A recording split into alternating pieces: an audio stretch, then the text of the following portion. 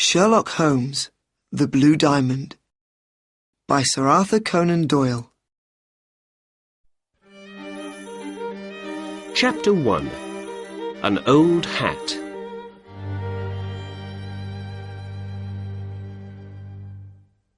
My name's Dr. Watson, and I'm a good friend of the famous detective Sherlock Holmes. 2 days after Christmas last year, I went to his house at 221B Baker Street. I wanted to say Happy Christmas to him. When I arrived, I found him in the sitting room. He was by the window with some newspapers next to him. There was an old hat on a chair near him, and he had a magnifying glass in his hand. "You're working on something," I said. "Shall I go?" "No," said Holmes. "Sit down and look at that interesting old hat over there." I sat down. It was cold out in the street, but it was nice and warm in Holmes's sitting room. "Why are you interested in that old hat? Is it something to do with a crime?" I asked. Holmes laughed. "Not a crime, no," he said.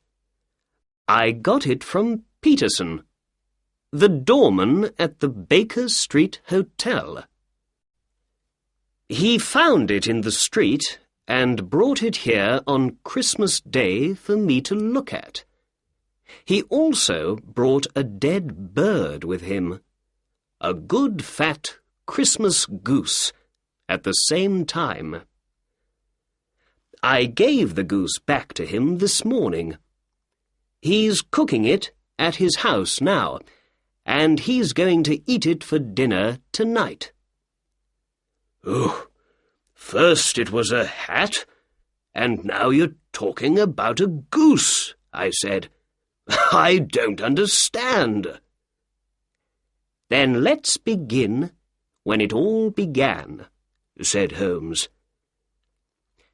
At about 4 o'clock in the morning of Christmas Day, Peterson went home after work. When he got to Tottenham Court Road, he saw, in the street in front of him, a tall man with a goose over his shoulder. Peterson walked behind him for some time. There were some young men in the street in front of them. Suddenly, one of them hit the tall man's hat off his head, and it fell into the road. Then the tall man tried to hit the young man with his walking stick, but by accident he broke the window of a shop behind him. At that moment, Peterson ran to the man to help him, but the tall man ran away. Perhaps he felt bad about breaking the shop window. Perhaps he thought that Peterson, in his doorman's coat and hat, was a policeman. When he ran, he left his Christmas bird in the street next to his hat. The young men ran away at the same time. So Peterson took the goose and the hat home with him, and the next day he brought them here.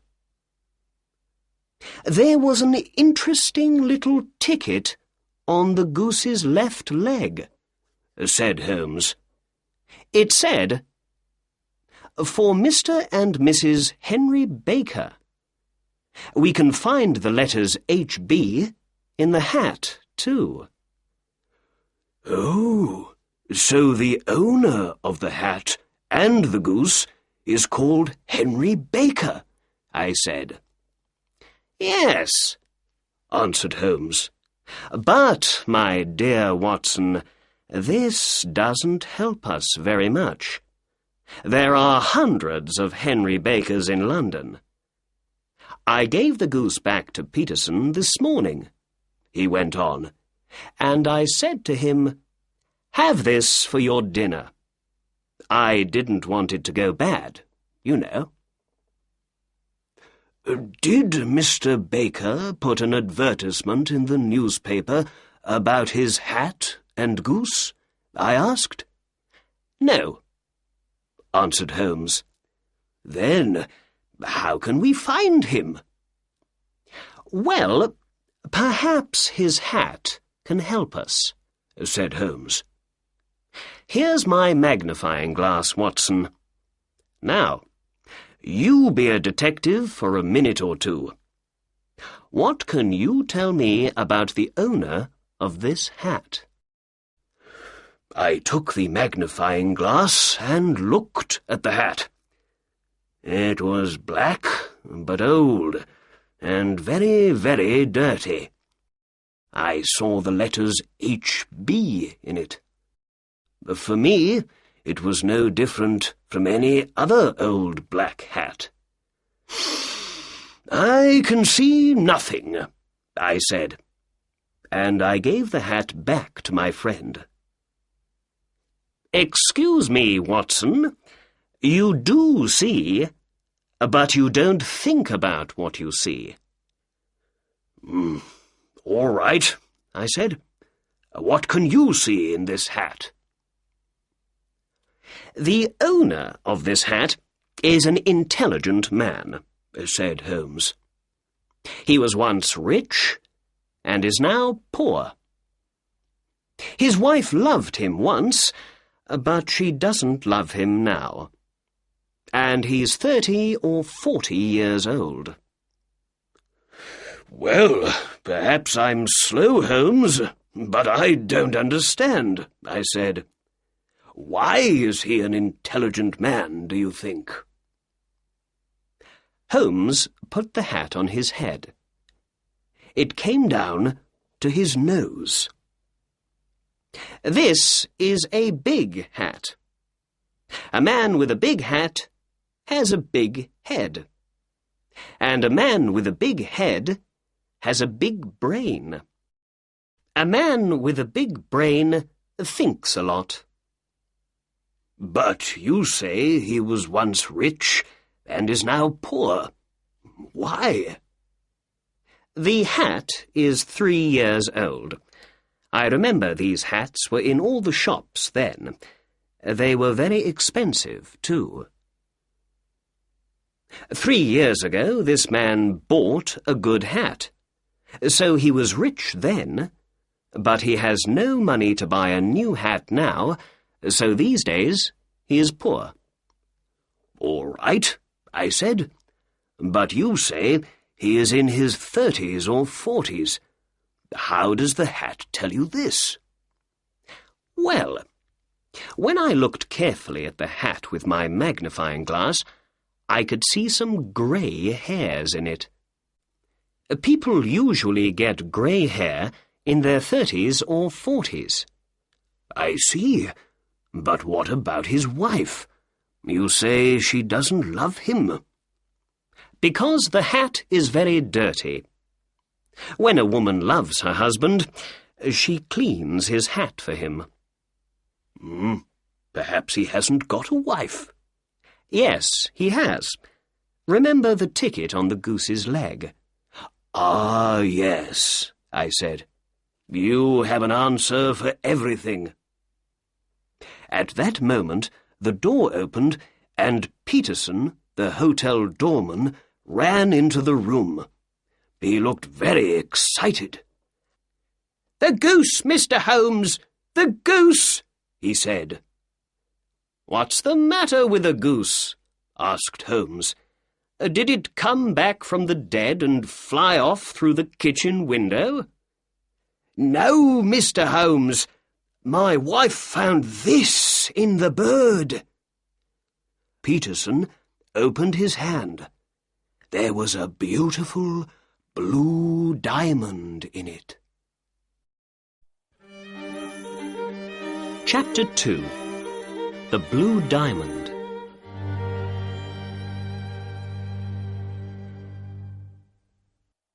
When Sherlock Holmes saw the diamond in the doorman's hand, he sat up.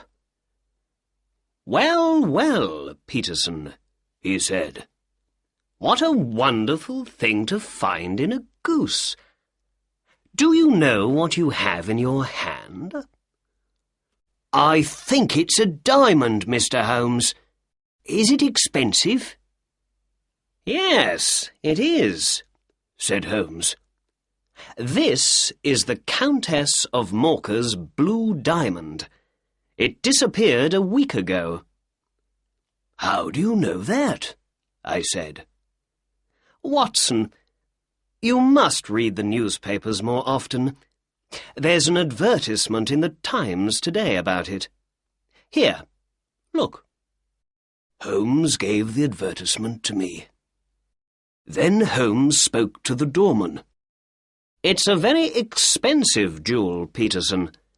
The Countess paid about £20,000 for it. Last week, someone took it from her rooms in the Cosmopolitan Hotel. Now the Countess wants to get her diamond back. She says that she's going to give £1,000 to the finder." £1,000? cried Peterson excitedly. Then, without saying more, he sat down in the chair between us. First he looked at Holmes, and then he looked at me. "The diamond disappeared 5 days ago, I think," I said. "Yes," answered Holmes. "They say a young man, John Horner, took it. Here's a newspaper report about the case." Holmes gave an old newspaper to me, and I read the report. "A diamond disappears from the Cosmopolitan Hotel. The Countess of Morcar's blue diamond disappeared from her room at the Cosmopolitan Hotel on the 22nd of this month. The police think John Horner, 26 years old, took the diamond from a jewel box when he went to repair the window in the room. James Ryder, the assistant manager of the hotel, told the court, 'I took Horner to the Countess's room, but then I went away for some time.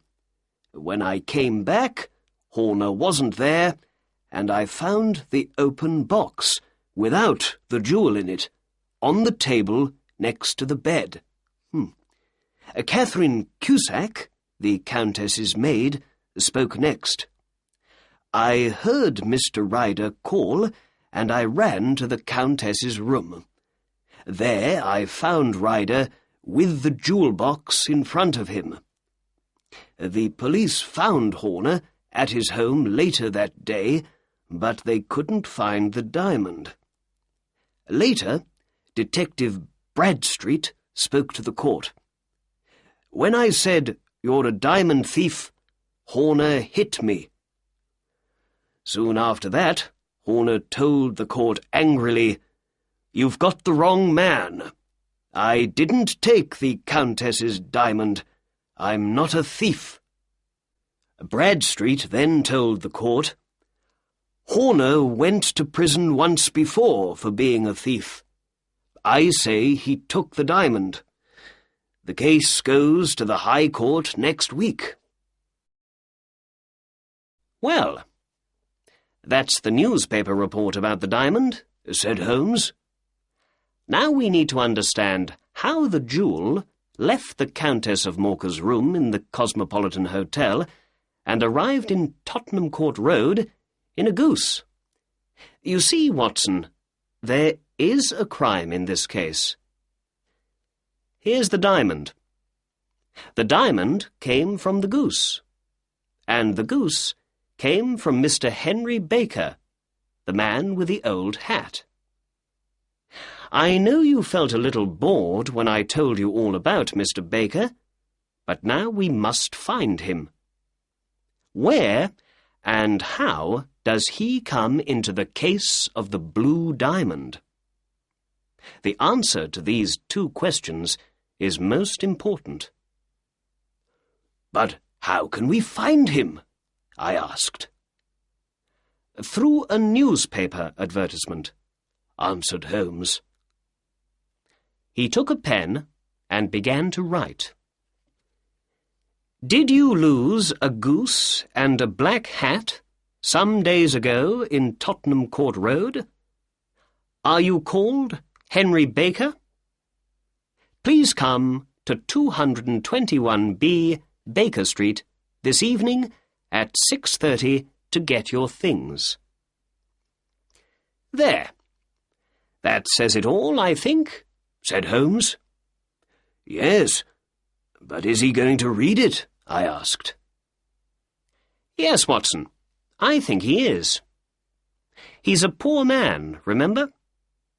At the time he was afraid because of his accident with the shop window, but now I believe he feels very sorry about running away and thinks, 'Why did I leave that bird in the street?' Perhaps he looked for a newspaper advertisement about it yesterday. I think he's going to look again today, too. What's more, we've got his name in the advertisement, so I believe his friends are going to see it and tell him about it." "Yes, I see," I said. Holmes gave some money to the doorman and said, "Peterson, please go down to the newspaper offices and put this advertisement in all the evening newspapers." "Very good, sir. And shall I leave the diamond with you, sir?" "Yes, Peterson. And I say, Peterson, after you leave the newspaper offices, can you buy a goose and bring it back here? We need a new bird for Mr. Henry Baker when he comes. Your family is eating the old one for dinner today, so he can't have that." The doorman went out of the door and down the street.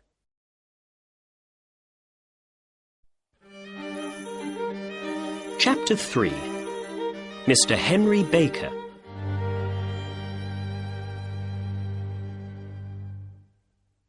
Holmes took the blue diamond in his hand and looked at it. "What a beautiful thing," he said. "Look at the wonderful colours in it. Dark blues and cold whites. All big jewels make people into thieves and killers in the end.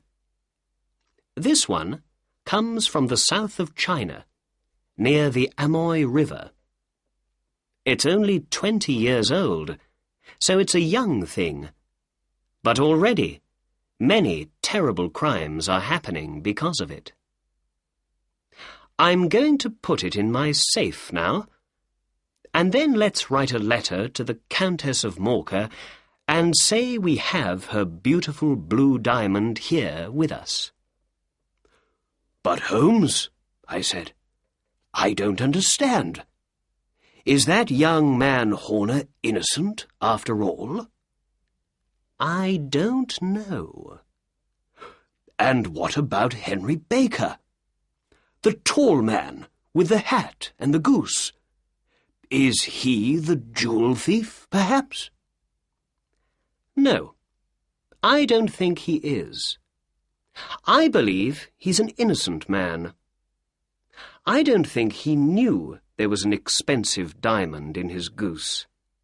A jewel worth more than £20,000. But let's wait and see. Perhaps Mr. Baker's going to answer our advertisement this evening, and then we can learn something more about him." "All right," I said. "I can come back after work this evening. I'm very interested in the answer to this case." "Good," replied Holmes. "Dinner is at 7 o'clock. I got to Baker Street at 6:30 that evening. there was a tall man already at Sherlock Holmes's front door when I came down the street.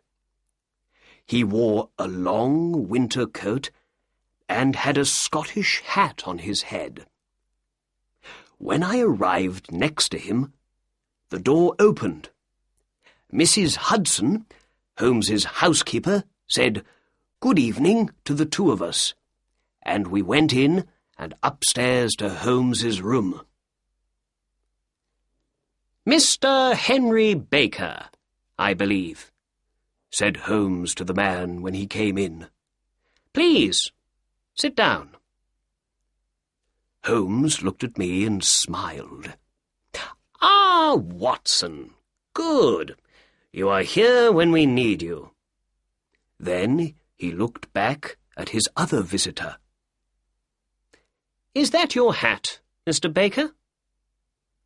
Mr. Baker looked at the hat on the chair. "Yes, sir. That's my hat. There's no question about it." He was a big man with a big head, an intelligent face, and grey hair. I remembered Holmes's words about him. He wore a dirty old black coat, with no shirt under it, but he spoke slowly, quietly, and carefully. I looked at him and listened to him, and I thought, yes, this is an intelligent man. He was rich once, but now he has no money, and things aren't easy for him. "We found your hat and your goose some days ago," said Holmes. "But we couldn't find you very easily, Mr. Baker. We didn't know your address. Why didn't you put an advertisement in the newspaper with your address in it? We waited and waited for an advertisement from you, but saw nothing." Mr. Baker smiled. "Oh, I'm sorry. Advertisements are expensive, and I haven't got a lot of money these days.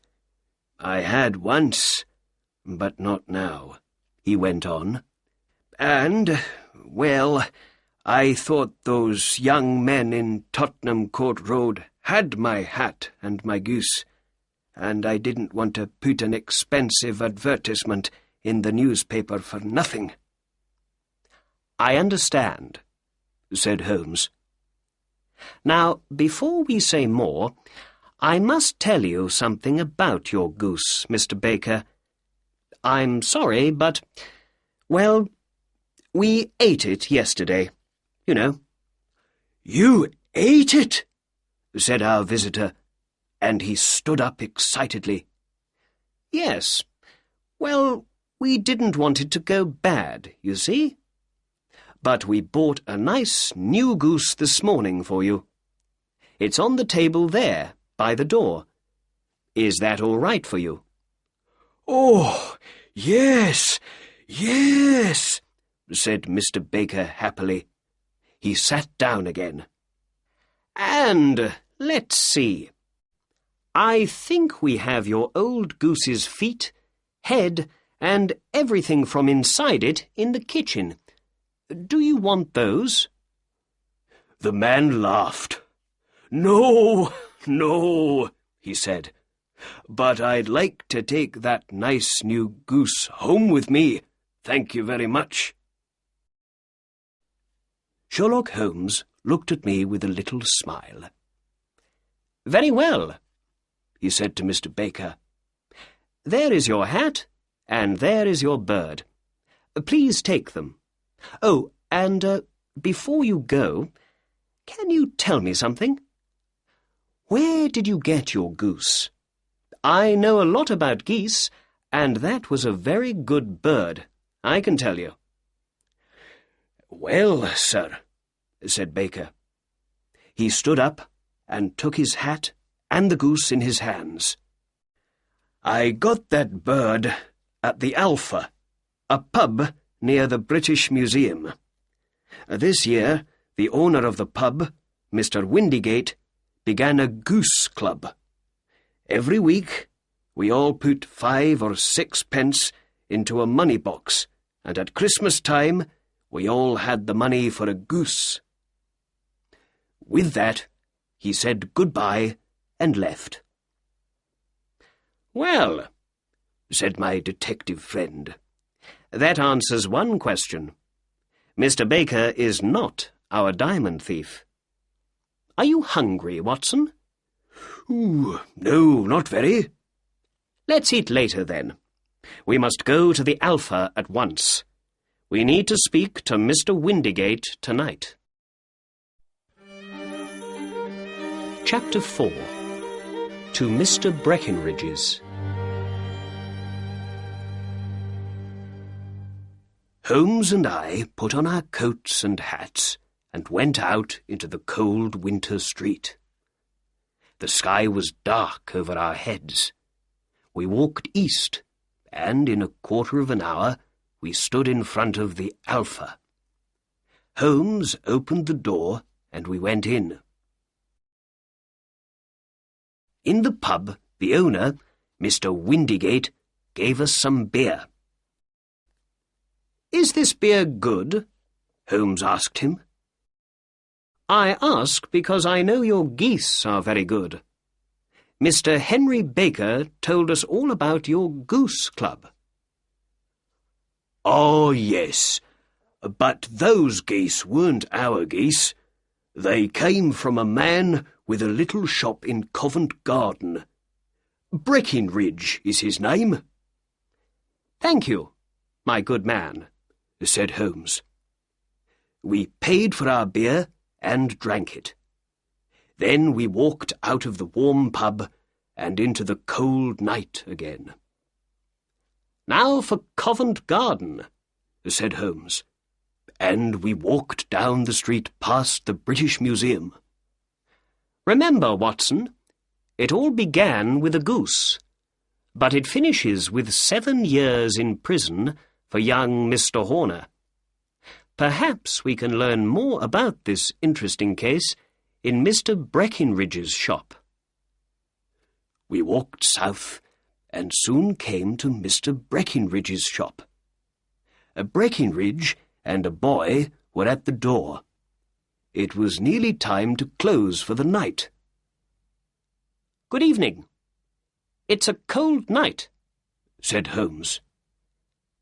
"How can I help you?" asked Breckenridge.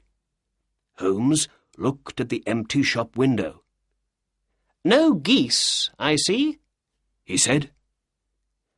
"There are some in that other shop, there behind you."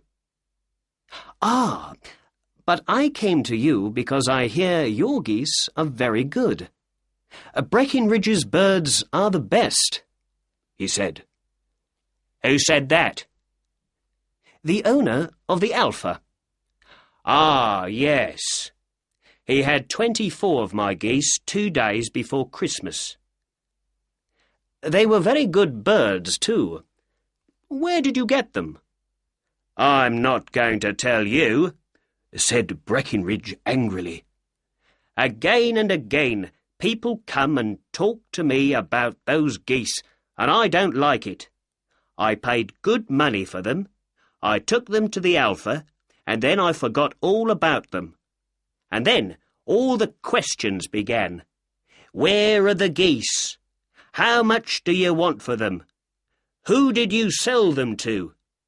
Why are people interested in them? I don't know. They aren't the only geese in London, you know." "I know," said Holmes. "But who asked you all those questions before? Not me. I had nothing to do with that, you know. But now I need your help. We ate a goose at the Alpha, and I say it was a country goose. But my good friend, Dr. Watson here, says it was a London goose. Which of us is right? It's an important question. £5 goes to the winner." "Well then, you lose, and your friend is the winner," said Breckenridge. "That goose came from London. "I can't believe that," said Holmes. "A pound says I'm right." "Very well," said Holmes, and he took out £1. "I'm ready to pay, but I know you're going to lose your money." Breckinridge laughed. "Bring me the books, Bill," he said. The boy brought 2 books to him. Breckinridge opened the little one. "This is my address book," he said. "When people sell their geese to me, their addresses go in here. Country people on the left and town people on the right. The numbers after every name are page numbers in my big book." "Read out the 3rd name on the right," said Breckinridge. "Mrs. Oakshott, 117, Brixton Road, number 249, read Holmes. Then Breckinridge opened the big book. "And this is my in and out book," he said. "Let's look at page 249. Here we are. Mrs. Oakshott. What can you see for December the 22nd? 24 geese from Mrs. O, read Holmes. All 24 to Mr. Windigate at the Alpha. There. What do you say now?" said Breckinridge. Holmes put his pound into Breckinridge's hand angrily.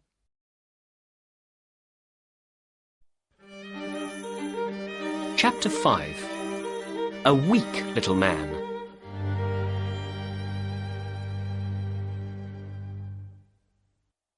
In the street, Holmes stopped. Suddenly, he wasn't angry. He began to laugh.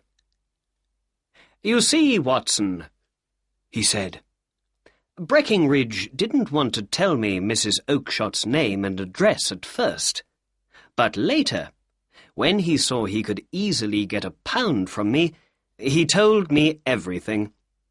And he said something very interesting when he got angry. Did you hear? Other people are asking questions about those geese." Suddenly, there was a lot of noise from Mr. Breckinridge's shop behind us. We looked back at it. Breckinridge stood, tall and angry, in front of his shop door. A weak little man stood in front of him in the street. "Look, you!" Breckinridge shouted. "I don't want to hear any more about those geese. Mrs. Oakshott can come and speak to me when she wants, but not you. You have nothing to do with it. Did I get the geese from you?" "No, but one was my goose, I tell you," cried the little man. "Then ask Mrs. Oakshott for it." "But she told me ask Mr. Breckinridge for it." "Well, that's nothing to do with me. I don't want to hear any more from you. Do you understand? Now go away." Breckinridge closed his shop door angrily, and the little man ran off down the dark street. "Perhaps we don't need to visit Mrs. Oakshott in Brixton Road after all," said Holmes to me quietly. "Let's talk to that man. Perhaps he can help us." Holmes walked quickly up behind the little man and put a hand on his shoulder. The man stopped and looked back over his shoulder at us. His face was white. "Who are you? What do you want?" he asked weakly. "Excuse me," said Holmes, "but I heard your questions to that shop owner. I think I can help you." "Who are you? And how can you help me?" "My name is Sherlock Holmes, And it's my job to know things other people don't know. But you can't know anything about this. Excuse me, I know everything. You want to find 24 geese. Mrs. Oakshott of Brixton Road sold them to Mr. Breckinridge here. He sold them to Mr. Windygate, the owner of the Alpha, and Mr. Windygate sold them to the people in his goose club. Oh, sir, this is wonderful. Oh, I'm very happy to meet you, said the little man excitedly. You are right. I am very interested in those geese. Oh, more than I can say. Why don't we go to a warm room in my house for a talk, then? I don't like standing here in the cold street. Holmes put out his arm, and a cab stopped for us. But before we go, can you please tell us your name? The little man looked at Holmes and then at me before he answered. John Robinson, he said. No, said Holmes quietly. We'd like to know your real name, please. The stranger's face changed from white to red. Oh, very well. My real name is James Ryder, he said. Well, said Holmes. Assistant manager of the Cosmopolitan Hotel. Now, let's get into the cab and go home. Then I can tell you everything you want to know. So, we got into the cab and went home. Ryder looked excited, but said nothing. Holmes didn't speak at all in the cab. Chapter 6. 1 or 2 questions.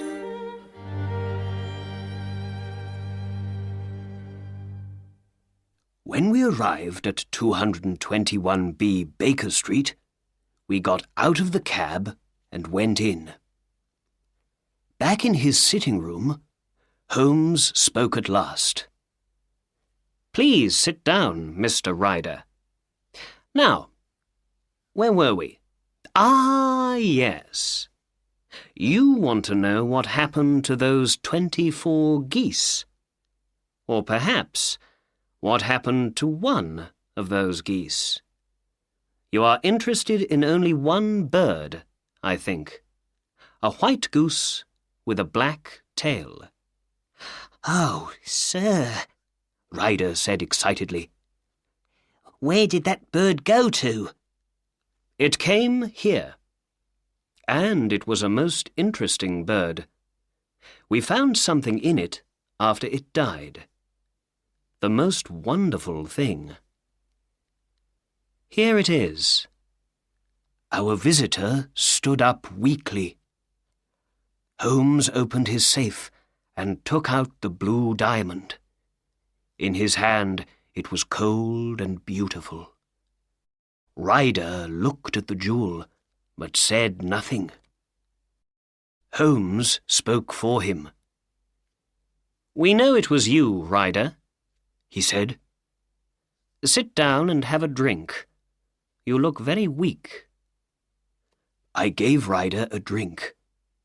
He sat down and drank it quickly and looked at Holmes. I saw he was afraid. You don't need to tell me much, said Holmes.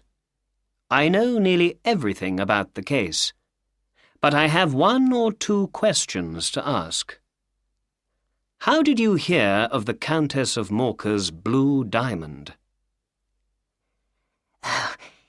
Catherine Cusack. Her maid told me, said Ryder. I see. Holmes went on. So you and Cusack wanted to get the diamond and sell it for lots of money. You asked John Horner to come and repair the window in the room because you knew of his time in prison. When he left, you took the diamond from the Countess's jewel box. Then you called the police. They came at once. Because of Horner's time in prison, they believed he was the thief. It was all very easy. Then, "Oh, please, please," cried Ryder, now on the floor at Holmes's feet. "think of my father. Think of my mother. I never did anything wrong before. I'm never going to do it again. Please don't tell the police. I don't want to go to prison."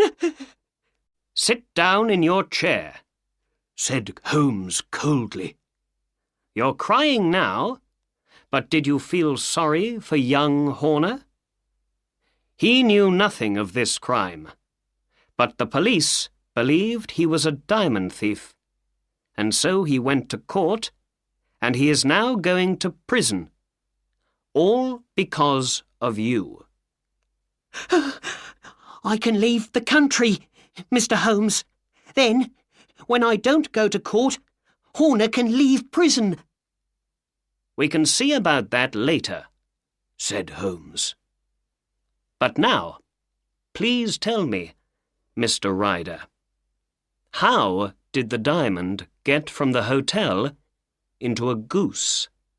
And how did the goose get into a shop? And please, tell the truth." Ryder began. "When the police arrested Horner, I left the hotel with the diamond in my pocket. I didn't want to stay at the Cosmopolitan, not with the police everywhere, looking at everything. So I went to my sister's house in South London. She lives in Brixton Road with her husband, Mr. Oakshott. I saw lots of police officers on my way there, and when I got to Brixton Road, I was very afraid. 'What's the matter?' my sister asked. I told her about the diamond thief and about the police arresting Horner. Then I went into the back garden to smoke and think. What could I do with the diamond now? In the garden, I remembered my friend Maudsley. He began well, but he went bad, and in the end he went to prison for his crimes. Perhaps he knows about selling diamonds, I thought. So I decided to visit him at his home in Kilburn in North London. But how can I walk across London with the diamond? I thought. I can't have it in my pocket, not with all those police officers in the streets. Then I looked down at the geese in the garden, and I thought of something. I knew one of those geese was for me, for my Christmas dinner. So I decided to take my goose there and then, and not to wait for it. I quickly caught a big white goose with a black tail. Then I took the diamond from my pocket and put it into the bird's mouth. I felt the jewel go down its neck. With the diamond now inside the goose, I felt happy. I could walk to Kilburn and back easily. Then my sister came into the garden. "What are you doing with that goose?" she said. I put my bird down and it ran off with the other geese. "That's the goose I want for Christmas," I said. "Very well, catch it, kill it, and take it with you," she said. Well, Mr. Holmes, I caught that bird, killed it, and took it with me to Kilburn. There I told my friend Maudsley all about the diamond, and he laughed and laughed. We got a knife and opened the goose, but we couldn't find the diamond. I knew then something was wrong. I left the goose with Maudsley, ran to my sister's house, and went into the back garden. There were no geese there. "Where are they all, Maggie?" I said. "In Mr. Breckinridge's shop in Covent Garden." "Were there 2 birds with black tails?" I asked. "Yes, there were, James," she said, and to my eyes one was no different from the other. I understood it all then. The diamond was inside the other goose with the black tail, and that goose was now in Mr. Breckinridge's shop. I ran to Covent Garden at once and went to Breckinridge's.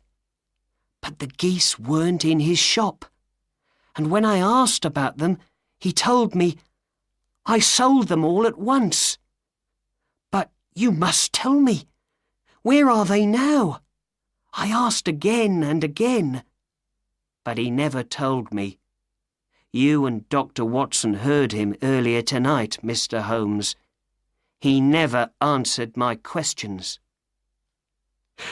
Now my sister thinks I'm a terrible brother. I'm a thief. I'm going to lose my good name. And I never got any money from my crime at all. Oh, what's going to happen to me? He put his head in his hands and began to cry. Holmes didn't speak for a long time. Then, in the end, he stood up and opened the door.